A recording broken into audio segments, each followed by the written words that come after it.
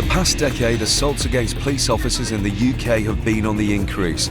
Each week, 300 officers are attacked whilst on duty, sometimes resulting in serious injuries. Being a night cop often means putting your life on the line when faced with the risk of being attacked by an overzealous member of the public. One team who know all about the perils of policing are the tactical team in Canterbury. These officers have first-hand experience of the weekend crowds and know what to expect from a typical night out on the lash. It can either go one or two ways. It can be very good-humoured, and it'll be a few slaps on wrists and a few people sent home with their tail between their legs. Or unfortunately, it may be necessary that we step it up a little bit and they come into custody, but hopefully not.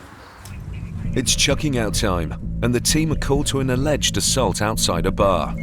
When they arrive, a group are accusing this woman of dragging their friend along the street by her hair. And there's even evidence to prove it. Charming. The woman is pleading her innocence, and there's a whole lot of confusion over who actually took the first punch.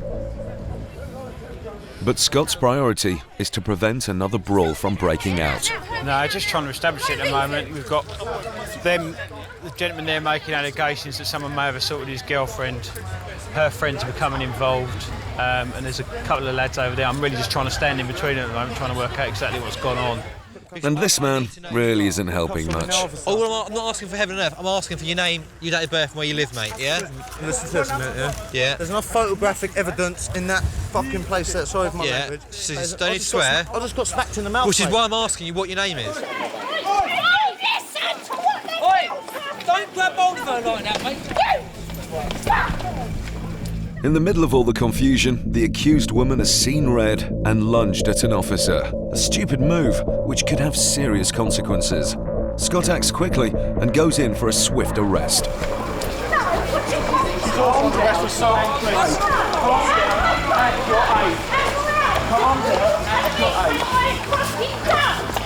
What were you telling me? Say, I ain't fucking done it. Calm down. Don't get any worse. But they've got a battle on their hands with this little firecracker. Don't make it any worse. No. Calm down. Calm down. I have talked to you. Well, we're going to further arrest you for assaulting a police officer. You know what? You lot. You're wrong. You're fucking wrong. Calm down. We've got a step coming up, yeah? Step up the step. You're going to get a little knock. Calm her down. I'm a brother. Calm her down. If you don't get in the van, you're going to hell. I've got fucking children. Well, behave like a mother then. You fucking... Calm her down. Very nice. Do you think you're clever? With the overactive woman safely inside the cage, her partner comes along and attempts a rescue. Can I just speak Manny before she goes?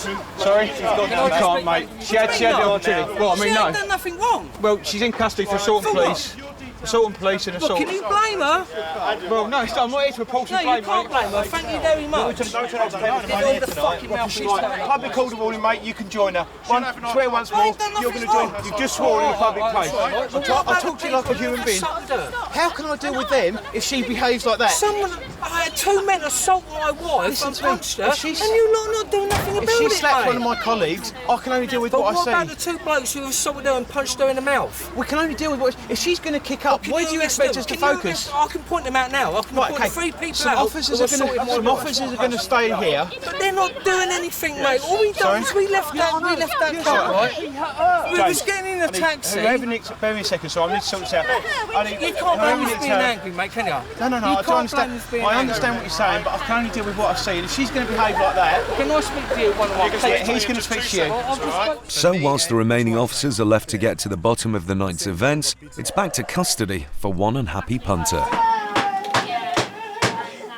We turned up and it normally is quite confused, and we say, they did this, they did that, but there was obviously an assault that's been done, as one girl came screaming to me saying she'd been punched in the face and her hair was all over the road. The girl that we've arrested is actually in the back and kicked off and then punched a police officer, so that's where we are now. We're taking her to custody to try and find out why she's so angry at members of the public, really. Oh, well, she's really not happy about it. So I'm hoping she calms down before we get to the station. On arrival at the station, the woman still has a few things to get off her chest, and Special Constable Piddock is on hand to hear her out. It was you I talked to. Yeah, but listen, look at me. You were talking to me, and then you hit I one was of my talking to you colleagues. calm, yeah, because I was talking to you calm about what happened. And the reason is I have got children to go I home understand to. that, I No, you don't. understand Have you got that. any children? Have you got I children? haven't, No, no. exactly. So you don't understand where I'm coming from, yeah? I don't, but if you calm Where's the girl? down, What it listen mean? to me. Where is the girl? What it mean? Where is Listen she? to me. I I was don't know, because I'm talking here to with you now. There are police officers, I I was assure you, up talking there to with her you. anyway. Listen to me. Yeah, but I didn't listen to you. Listen. I listened to you earlier. Look where I am. If you'd have calmed down, I you would was have been calm. here. You weren't at all. When I was turned calm. up, when I turned People up, was coming out and saying to you that I got hit first. People was coming out and telling you that. but if I've already got the suspicion, it's our duty, isn't it? Well, I'm going to prevent her from hitting me. I held on to her to stop her hitting me. I don't know her from it. I don't know that girl. I've come from out of the snooker club, yeah? I've not come from out of biz. I was talking to you. It's one thing having a bit of argy-bargy with a fellow street brawler, but it's another to attack a police officer. Because, fucking hell, I've come out of the snooker club there. Me and my boyfriend went to the snooker club because I ain't seen him for a while. I've come out and in a taxi. All of a sudden, smash up the side of me. Contrary to popular belief, the law is the same with regards to an assault on a police officer as it is on a member of the public. But in the eyes of the police, it should be dealt with differently. I think police officers tend to have a higher expectation that an assault on a police officer is treated more seriously when it comes to sentencing. And I would support their view on that, and I wouldn't isolate police officers either. I think the public needs to understand that police officers are basically the last line of defence. And I think the court should use more severe sentencing with assaults against public sector workers who are providing care for and support for the local community. Which is why this woman faces not 1, but 2 counts of assault and more than just a slap on the wrist. Scott and the team head back out to the cobbled street. They've heard that a man's been thrown out of a pub and want to make sure that his drunken behaviour doesn't erupt into violence. But he's got 1 or 2 things to say about the police. Well, everyone's a critic, but by swearing at the police, this guy is 1 step closer to a night in a cell. Do not swear in the street, do you understand that? You've been thrown out of the pub down the road. We're aware of that. No, I never. We're aware of that. No, I never. Okay, I'm telling you, I never got thrown in the keep pub. your language down or you will be arrested. Do you understand that? Yes. Good man. Move on your way. Good night. Having given the mouthy bloke a good talking to, the police are happy to send him on his way. But he's not quite ready to leave. Have you got something you wish to say? I'm talking to her. Yeah, but you're pointing here, so I just wonder, have you got anything you wish to say? Anyone would think he wants to get arrested. Right, okay. That'll do it. You're now drunk and disorderly. You're now drunk and disorderly, mate. You cannot tell us to fuck off. I'm sorry. I was talking to her. No, you weren't. You directly told us to fuck off. I was talking to her. I was talking to her. Get in. I was talking to her. Call come through from the town beat radio, basically saying there was a drunk mob in a jigs from a pub. We went and approached him. We saw it. My colleague PC Hodges, he was given a public order warning. He was offered the opportunity to walk away, plenty of finger pointing and gesticulating, and then he saw again. Therefore, he got arrested for being drunk and disorderly. Turn around here, she told us to fuck off. Okay. I'm afraid you can't do that. Aye, right, keep going. Okay, take a seat. Coming up, the overactive youth whose overactive mouth pushes the police to the edge. Calm yourself down. Do you know how to shut your mouth? I know you have Well, shut it then. Just shut up. I'm not shutting my mouth. I'm not in the room here. The woman who loses her nerve and her judgment. I think we all know that it's going to come back as positive. No, I'm panicking. You only live round the corner, didn't you? I know. And the polite gent whose friendly introduction doesn't wash with the police. Hello. I'm not going to shake your hands because I've just seen what you've done. This is Crewe, population 110,000. Now, here's a bit of history for you. Crewe used to be the country's engineering capital, home to Rolls-Royce, and the centre of global locomotive production. But the fine people of Crewe have to deal with more than just cars and trains now, as the town has particularly high levels of violent crime. In the past decade, violent crime has risen by a whopping 170%. Every year, over 12,000 crimes are committed here, 1 for every 10 people. Stand up. Clearly, there is a very high degree of antisocial behaviour which is directly related to excess alcohol. What we certainly are seeing is a disregard for law and order, and that's why we have to redouble our efforts and make sure that we are enforcing the law where it needs to be enforced. Tonight, PC's Vicky Evans and Mark Atlassi are responding to a report of a brawl in a residential street. We're going to a fight in progress. Number of people involved, apparently a female and a male been assaulted. We don't really know much more detail than that, or what it's all about. We're just about to arrive. As they turn the corner, they see a young man throw something across the street.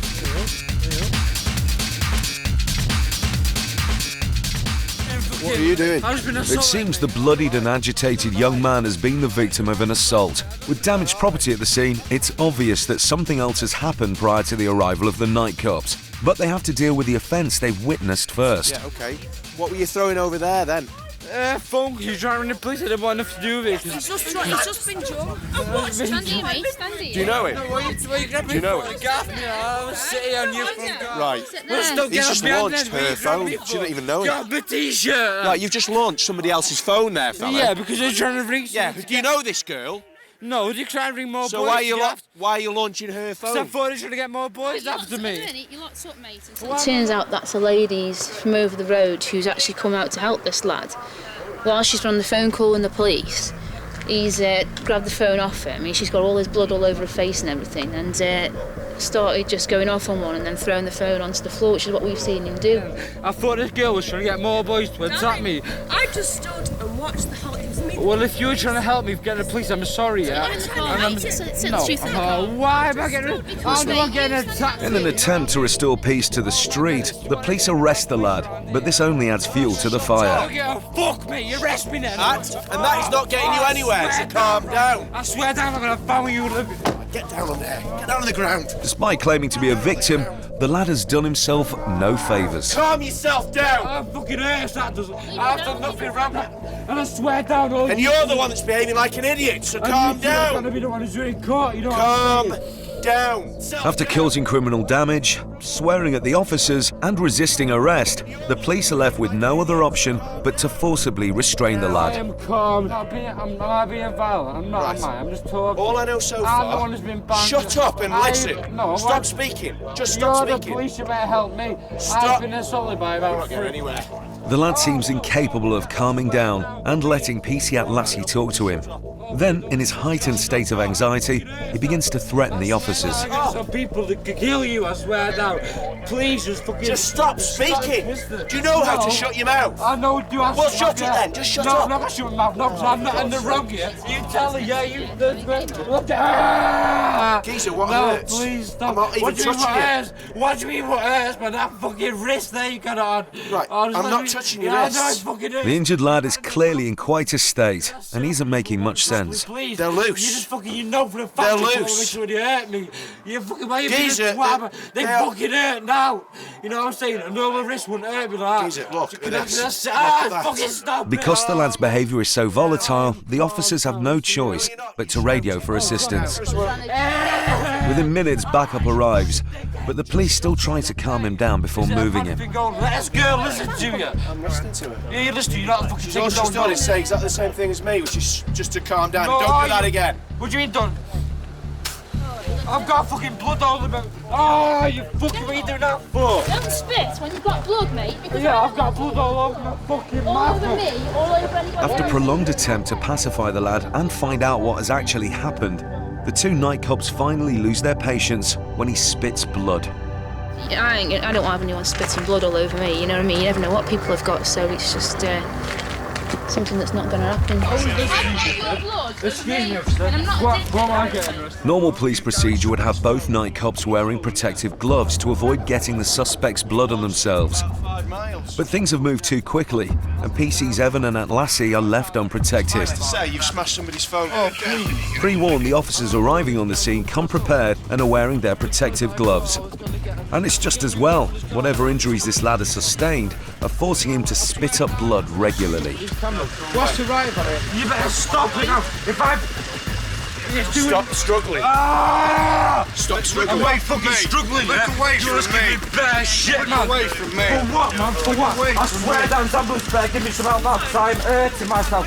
Oh, thank you. Having started the evening off as a victim of crime, this lad's subsequent behaviour has pushed him to the other side of the law. What we've got there is probably something very confusing. He's clearly a victim of some kind of assault, but his behaviour doesn't allow us to deal with that. We've got to deal with what he's done wrong instead first off. When confronted with aggressive behaviour, the only options left to the night cops is to deal with what is in front of them. The lad will have the opportunity to explain himself after he spent a night in the cells. You know, like, what I mean? I'm the one who's the fucking victim tonight. You're still terrorising me. 20 miles down the road in Macclesfield, the police are on their way to a fight outside a Chinese takeaway. When they arrive, it's about to turn nasty. Out the way. They separate the warring factions. Out the way. I'm not Go home. But whilst one side is being calmed down, the other gets wound up. And even after several warnings from the police, Calm down. Why are you touching he's still spoiling for a fight. Being stupid. Just calm down. Holding me back. Just relax. Just relax. The lad's clearly drunk and could easily kick off again. Down there you want to be fucking relaxed from. What's your language? Stop being so stupid. 48 Mill Street. Just you got CCTV on Treasure Coast, please. Very much. But before the lad causes any more aggro, PC Dale Horton takes action. You're wrong. You're locked up drunk and disorderly. You do not have to say anything about me harming defence. You do not mention when questioned something which relates to line in court. Anything you do say may be given evidence. You understand? Understand? Yeah. Good lad. In the car. Yeah, just had a young lad who's obviously had too much to drink. He's been kicking off a bit. He's been arrested for being drunk and disorderly. He's pushing everyone, trying to shove everyone, and he's now got himself locked up for just being silly and not listening. Instead of going straight to custody, he'll now be taken to Cheshire Police's mobile security unit. We tend not to transport our own prisoners. We now utilise a company that does that for us to maintain the presence on the street. Once you're lodged in the van, we'll take your cuffs off. Okay. Yeah, to the right. On arrival to the unit, the police find out that not only is this lad feisty, There's no need for the pain. he's also carrying a little surprise. One of the detainees has been found in possession of quantity of drugs. And with the drugs handed over, the lad's changed his tune. Funny that. I mean, right, fair enough, I've done wrong. Put your hand down there for me. Do you want me to jump off for me? Belt and shoes, and what's your... I've got another t-shirt underneath this. I'm happy with that, chaps. I'll get my food. Seemed quite talkative about the whole thing, so he could probably tell us if he has got anything more on him, whether it's concealed or not. So, the lad's behaving himself, making it an easy arrest for the police.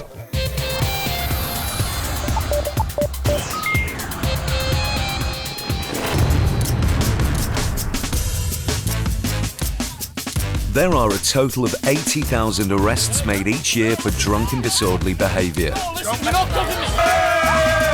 General stupidity, acts of aggression, and sometimes serious violence can take up hours of police time. And with 44% of all crime being alcohol-related, drunk and disorderly behaviour is an offence that the police are intent on cracking down on. At the end of last year, to help the police nip wayward drunken behaviour in the bud, the Home Office issued a set of guidelines on how to spot a drunk person.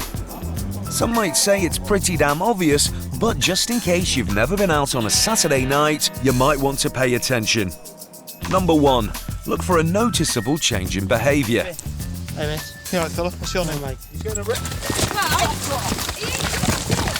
Number 2, too much alcohol can cause a lack of judgment. Shut up, you fucking bitch! Hey. Number 3, loss of coordination. This could be anything from swaying or staggering to even falling down. Almost there now with number 4, and that's decreased alertness. Can you sit yourself up? And finally, number 5, beware of an unkempt and dishevelled appearance. Nice. One team who know a thing or two about catching the drunk and disorderly in the act is PC Pauline Beer and her 2 colleagues from late shift. Spotting bladder behaviour is a regular event for them. The next 3.5 hours will hopefully bring us some public order and shift to go quick. Dare say there'll be a few drink and drugs involved. So it's off to the town centre, and it doesn't take long for Pauline and PC Matt Clark to spot their first culprit with his pants down. We've seen there's a male appearing to be urinating in the shop doorway, so we're going to have words. Having left his mark on the pavement, the man goes on his way. But the jolly duo are quick to stop him in his tracks. Excuse me, sir. Can you wait there for a minute? And give him a warm welcome. Hello. I'm not going to shake your hands because I've just seen what you've done. Away from the club. Come away from the club a minute. Sir, that belongs to you. Because I can't get home. Can't go what? Can't get home. This chap's had a few to drink, and by the looks of it, he ticks all 5 of the how to spot a drunk checklist. All I'm getting off you, sir, is taxi. Not getting very far, Pauline tries a different approach. I got money on me. So who are you? Roger Western. Say that again. Roger Western. Roger. Roger. Roger. And your second name? Western. W-I-T-E-R-N. W-E-R-N. This could take some time. Whilst Pauline perseveres with this drunk,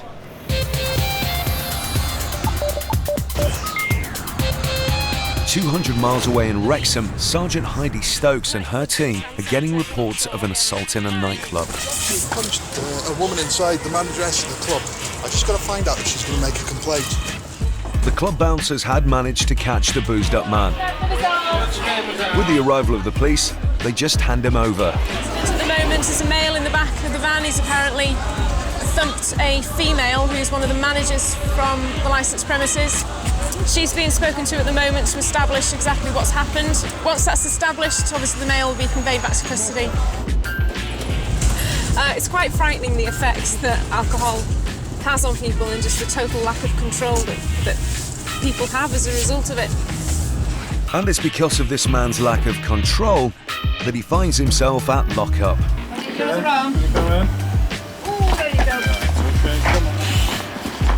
Before he gets cleaned up, they need to find out who he is. You all right?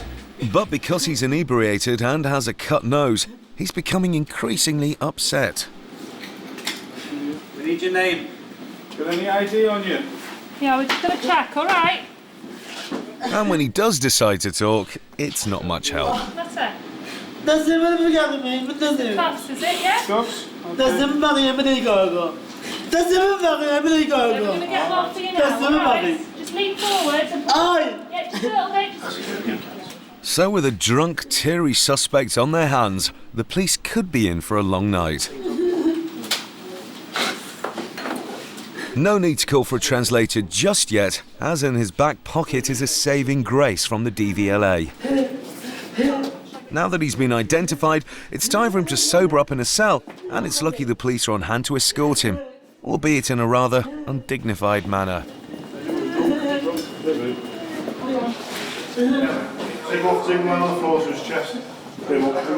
With a nice warm cell and a change of clothes, the man is left to sleep it off. Back in Exmouth, the team are still dealing with their own communication problems. Remember him? The fine gentleman my colleague's speaking to has been weeing in the doorway, as you can see. It's all been caught on CCTV, which is just up on the top of that pole over there. Just going to see if we can find out who he is, first of all. It's the first step of the game. Matt, come here, Tick. Western. Roger, spell your second name to my colleague, because I'm not getting it. W-E-N-O-N. Roger, have you got any idea at all? Anything, like, even a bank card? Just something with your name on Anything it. at all? Driver's licence, passport, bank card. Where's your birthday? July.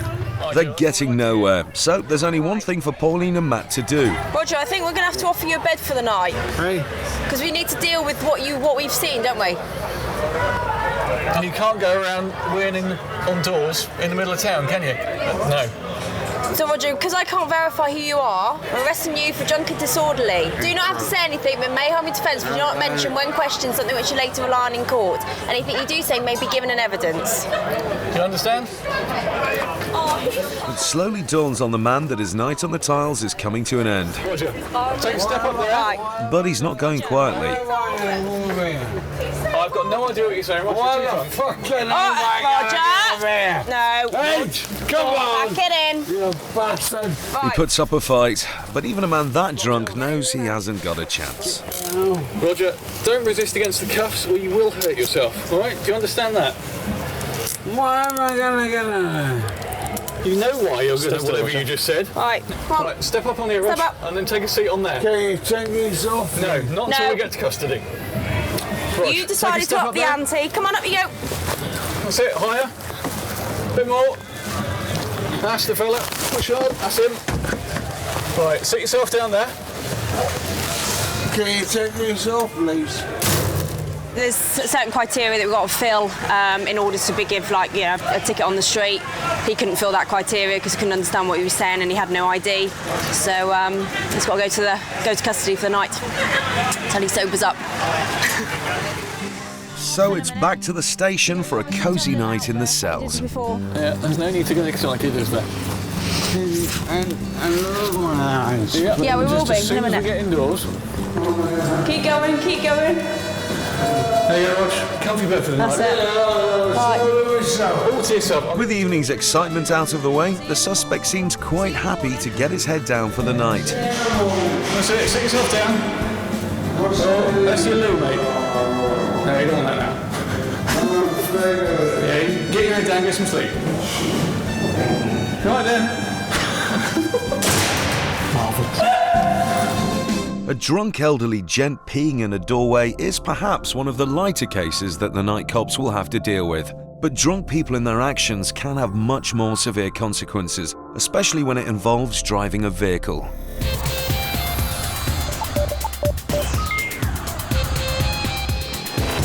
In Kent, PC Dan Bowley and PC Carl Rimmer have just stopped a woman for pulling out in front of them. Hiya. Can I just get you to come and stand on the sidewalk with me so I don't get my bum hit by a car coming past? How much have you had to drink exactly? I'll take her away from the middle of the car. A little bit too much. Do you want to come and stand? What's your name? With 11 killed by drink drivers every week, it's a crime the police take very seriously. They're playing a game of Russian roulette with other people's lives than their own, because we can't pretend to stop and arrest every drink driver. And people will take a chance. The plenty of TV adverts showing that little group in the pub who's just had the extra pint, oh, I'll be all right, I'll drive you home. And it could be just that occasion where things go horribly wrong. I can smell alcohol on your breath, and you've told me you've been drinking a little too much, and I can see that you're unsteady on your feet and your eyes are glazed. Okay? And it's not just necessarily the person who's drinking. Invariably, it's somebody else's life that's messed up, and that person's got to live with the consequences through the rest of their life. So I think the message has got to be... For the purpose of doing a breath test on the evidential machine to see exactly how much alcohol's in her system, it's come up as 129, 122, which is near enough 4 times the limit. The limit's 35. So for tonight, she'll be staying in one of our lovely ensuite rooms because she's too intoxicated to be dealt with tonight, so it's not a good day for her, really. Driving whilst almost 4 times over the limit means that the suspect could now face a hefty fine, a driving ban, or even 6 months in prison. Coming up, in Kent, police tackle a man with an air rifle.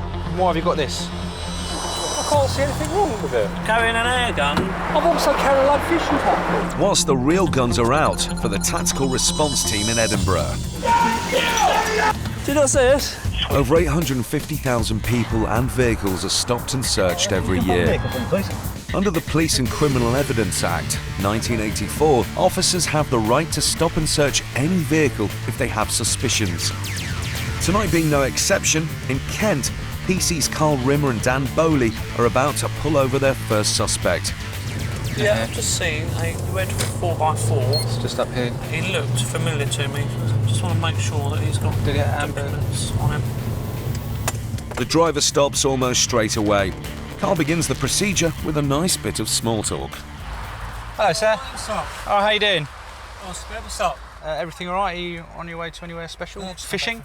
Just come Oh, you've just come back from fishing, have you? Catch anything? Yeah. Did you? Full cod. It all seems pretty routine until Carl spots something behind the passenger seat. I can see a... That's a spear rifle. Is it? Yeah, it's an air rifle. Okay. Just going to get it out and have a look at it, okay? It's not a very good one either. Is it not? If you don't touch it for me, I'll grab it, thank you. Why have you got this? Because I'm a forestry contractor. Sorry? I'm a forestry contractor, that's my job. Right. Hence all the mud over the thing. Okay. Part of my job is controlling squirrels. When did you last use it? Yesterday. Why is it still in the car? I've got to take it out. Okay. Then you're not going to use it now? Have you got a case for it? I'm going home. No, I haven't got a case No. for it. I'll put it down here, in here. The man's reason for having an air rifle in his van may seem legitimate, but not according to the police. It is an offence to carry this around with you, especially if it's not in a case and you're not going somewhere to use it. You're not going... It's in my work vehicle, isn't it? Isn't your best... Can you put the handbrake on? Yeah, but you can see our problem with it, can't you, yeah? No, of course. If you step on the pavement, what, you don't think driving around with an air rifle on your passenger seat? It's like if you stick there. Still not quite understanding what the fuss is about, the man pleads his case. I can't see anything wrong with it. Carrying an air gun. I'm also carrying a load of fishing tackle. Yeah. Right. I think we'll go around I think you will go around in circles. You don't need a certificate for an air rifle. I know that. Right. I'm not carrying it in a public place. What's the problem? Well, we're in a public place at the moment, aren't we? From fishing, look. It's not like I'm going to go and shoot someone with it, is it? But we don't know that, do we? Well, it's an offence if you want to use it as an offensive weapon. I don't want to use it. I want to shoot squirrels. But we don't know that until we speak to you, do we? We don't have this amazing crystal ball that tells us that you're an A1 bloke. We don't have this amazing crystal ball. What sort of bloke goes around shooting people with an air rifle? Seriously. We don't know, do we? Until we speak to you. I'm telling you, I'm not. Can you see our point? Yeah. We'll just grab your details. After convincing the man to come round to their way of thinking, they need to search him, just in case he's got anything else up his sleeve or trouser leg. Just doing our job, sir. It's, Carl, do you want to deal with him however you're going to deal with him for the rifle, and I'll... With the search done and dusted, PC Carl Rimmer gives the man some free legal advice. The defence that you may have is the fact that maybe you're driving somewhere where you're going to use it, right, okay? Carrying it in a public place because you've got to take it out of your car is not a good enough excuse. That's what I'm telling you. It doesn't really look like one... It must be a bit worrying looking in the car and seeing a gun. Exactly. Yeah, I see that. It's not something I really want to see. At least you can accept where we're coming from. Just to make the message clear, PC Bowley paints a grim picture of the consequences of leaving his air rifle exposed. What if someone were to see that in your vehicle, called the old Bill, and then all of a sudden, old Bill all over you? You're going to have firearms. You're going to have firearms officers training their guns on you, all because your laziness of not putting your gun into a case. I appreciate it's an air weapon, but it's very heavy, and initially I didn't think it was. That was 3 weeks So, ago. with the man now armed with new knowledge in the carrying of air rifles, he's sent on his way. In this instance, the man was simply stopped, searched and warned by the police. But it's a whole different story 500 miles north in Edinburgh. At the moment we've got armed response vehicles who are going to what's called red status, which means they're arming in order to stop this person and just give them a search to see whether they do have a firearm. So we've got 2 Alpha Victor units, 2 armed response units out and about, both going red at the moment. The man thereafter has been spotted leaving a nightclub with a handgun. With no idea whether the gun is loaded and what the suspect intends to do with it, the police on the ground need to hang back until the firearms unit arrive. It's a difficult one because we've got officers who aren't armed, who are sort of doing the observations. They can't get too close because if this guy does have a firearm and knows he's being followed, he could pull it out. Before Sergeant Jason Gilkison arrives, he hears that the armed response unit has intercepted 2 suspects. One of them is thought to have the gun on him. So he's down on the ground now.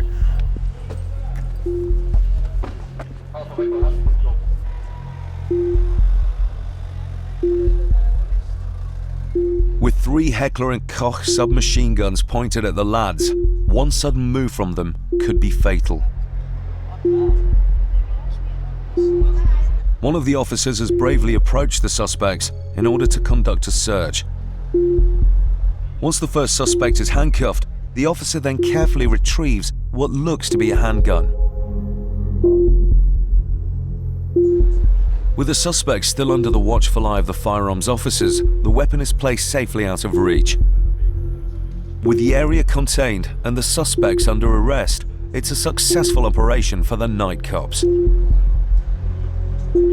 On closer inspection, the weapon was in fact a pellet gun, but it's a close call for everyone involved as it looks dangerously real. Obviously, if he'd been aggressive and pointed it at one of the armed officers, then that would have been a different outcome. There's a good chance that, he may have been seriously injured or killed. The sentence for brandishing a firearm in public, be it a replica or real, holds a minimum of 2 and a maximum of 10 years in prison. It was a foolish act, and one that the police are all too familiar with. When we say we have problems with imitation firearms, they're readily available. People can buy them in toy stores, but a lot of the time they don't think about how serious the consequences are of taking them out on a Friday or Saturday night, So it's a job well done for the armed response unit. And as for these young lads, well, they're lucky to be in custody instead of 6 feet under.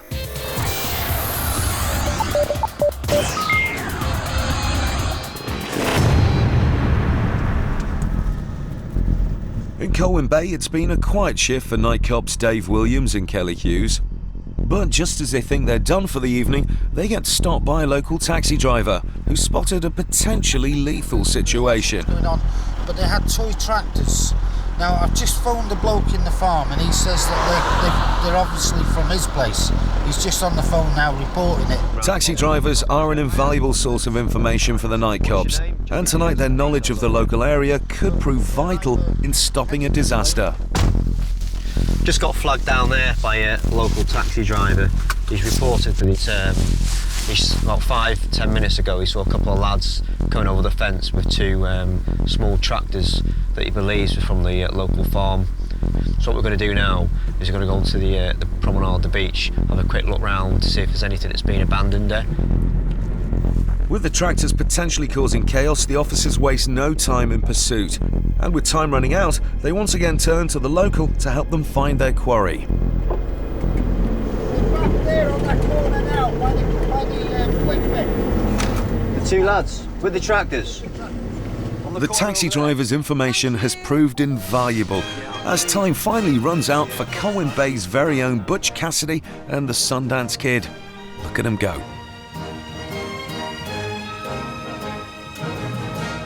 Hey guys, stay there. What are you up to? Are they your tractors? No. No, where have you got them from? The Davin farm, mate. Have you got permission to take them? No. No? You've only taken them without consent then? Now, then? Where were you both going? I'm going home. Where's home? You had a drink tonight? Theft of any property, big or small, is taken seriously by the police, and so there's only one course of action for them to take. So, at this time, you're both under arrest, suspicion of theft of the tractors, okay? Okay, do you want to get off the tractor for me, sorry, yeah? They may have only been toys, but God knows what damage they could have caused. With the prospect of getting a criminal record, the bewildered lads are put into the back of the van. But fortunately for them, their luck's about to change. How you doing, my friend? Who are you? Do they belong to you, do you? They belong to the farm. All it is that we had a party up at the farm. Right, okay. So do you know if these 2 lads were at the party? Yes, they were. They were? At the party, yes. All right. All they're doing is they were just having fun with the tractors. Right, okay. Hi, guys. Have you been to a party at the farm tonight? Yeah. You have? Right, okay. We're going to speak to the farmer to see if there's any complaint about the tractors, but because you'd probably be at a party, he might not make any complaint, you know. And if he doesn't, then you'd be de-arrested and you'd be free to go. Okay, but obviously you shouldn't have took the tractors, really, should you? All right. As soon as we sort it out, we'll let you know either way, okay?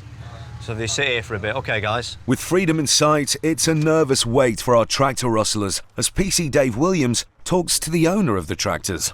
Hello, it's the police speaking. Hiya, who's this? Hi. Yes, we have. There's a green one and a red one. Apparently the two young lads have been to a party at the farm, so you've probably seen them about. And they're quite compliant, you know, they're apologetic, etc. You don't want to make a complaint, no? Do you want to just check the tractors and make sure that you're happy there's nothing damage to them? No worries, mate. Having been told the tractors are safe and in a good condition, the farmer decides not to press charges. The boys are sent on their way, but not without one final request from PC Kelly Hughes.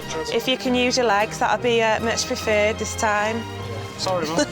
Thank you. So the lads are free to roam the streets once more. And the tractors' riding days aren't yet over. Even the police can see the funny side.